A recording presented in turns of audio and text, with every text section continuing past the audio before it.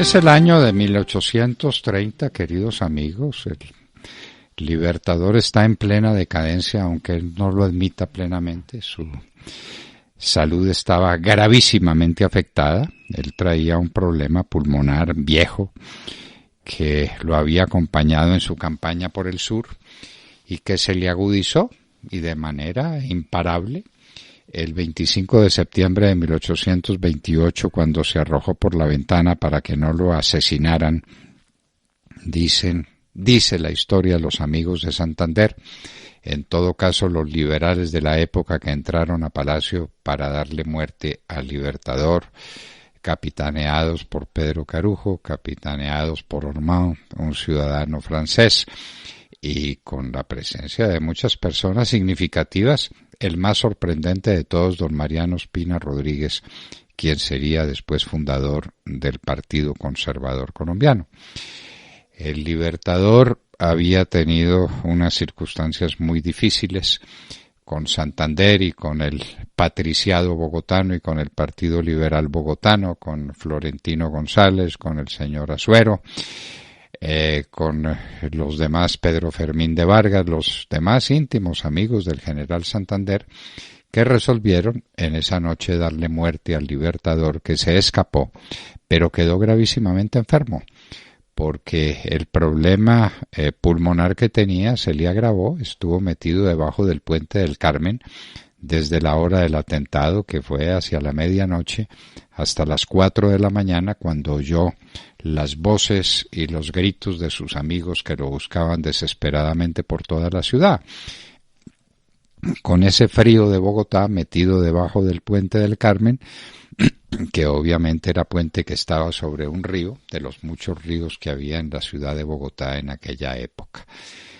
El Libertador se va para alguna parte que no sabe cuál es, en el año de 1830, y entonces su sueño libertario queda destruido, porque el sueño de libertad de Bolívar era, por una parte, la libertad de América, expulsar a los españoles hasta el último de ellos, lo que había conquistado o logrado después de la batalla de Ayacucho y de la toma del Callao, que fue el último bastión de los españoles en América. Y esa parte del sueño se cumplió, pero la otra era una América unida con un propósito, unida con un orden jurídico compartido, una sola nación que se llamaría la Gran Colombia, conformada con lo que sería después el Ecuador, el Perú, Bolivia, Panamá, Venezuela y Colombia, desde luego, la antigua Nueva Granada. Pero la decadencia del Libertador es la decadencia de sus sueños. Y surgen en todas partes los enemigos de la unidad bolivariana, tal vez los primeros los peruanos, que no fueron nunca muy resueltos por la causa del Libertador, aunque el Libertador vivió en el Perú por lo menos un par de años después de la batalla de Ayacucho hasta 1826, cuando empieza su penoso, su difícil, su complicadísimo regreso a Colombia. Pero ido el Libertador, ¿qué es lo que queda? Unos comandantes militares y políticos muy ambiciosos que querían el poder y que querían estar lejos de la Nueva Granada y que no aceptaban una constitución única y que la toleraron mientras el Libertador estaba ahí con su enorme prestigio y con su capacidad de conducción de los pueblos. Pero ido el Libertador, lo que quedaba era el desorden, la anarquía, que ya se había producido en Venezuela con el levantamiento de Páez, que Bolívar logró controlar él personalmente en una entrevista que tuvo con Páez. Luego, la noche septembrina fue terrible para la unidad de Colombia, y finalmente el Congreso Admirable de 1830 y el proyecto de una constitución que reemplazara la constitución vigente dio el argumento para que Juan José Flores, el general ecuatoriano, resolviera la independencia del Ecuador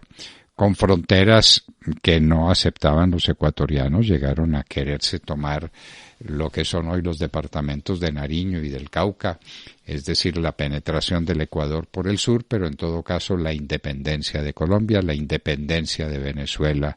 que pasó a ser prácticamente inevitable y que se convirtió en un odio frenético contra el Libertador cuando salía de Bogotá. Pasado la mitad del año de 1830, estamos hablando precisamente de un día como hoy, 10 de agosto, cuando los ecuatorianos se enteran de que el Libertador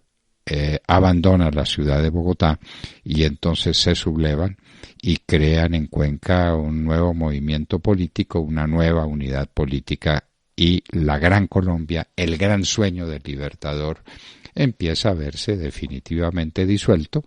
por las ambiciones de los santanderistas, de los liberales acá en la Nueva Granada, que no querían ni soñar una política montada sobre una constitución única y un personaje único que habría sido dictador vitalicio Simón Bolívar. Y los apetitos de venezolanos separatistas, pero lo que estamos recordando es que un día como hoy, 10 de agosto de 1830, el Ecuador se separa definitivamente de Colombia y empieza una nueva vida política, y empiezan también los conflictos por los apetitos del Ecuador, como los tuvo también el Perú, para ampliar sus fronteras hacia el norte, es decir, hacia el territorio colombiano. 10 de agosto de 1830, el Ecuador convoca, Juan José Flores convoca una nueva reunión política para una constitución independiente de la República de Colombia, independiente del gran sueño libertador, unitario, grandísimo, el sueño del Congreso Anfictiónico de Panamá. Todo cae vuelto añicos y el Libertador lo tiene que presenciar en su viaje doloroso y tristísimo hacia la costa atlántica, para llegar a Barranquilla, donde pasa un par de meses, para ir a Cartagena, para ir a Santa Marta, donde finalmente se refugia en San Pedro Alejandrino. 10 de agosto de 1830, el Ecuador se separa definitivamente de Colombia.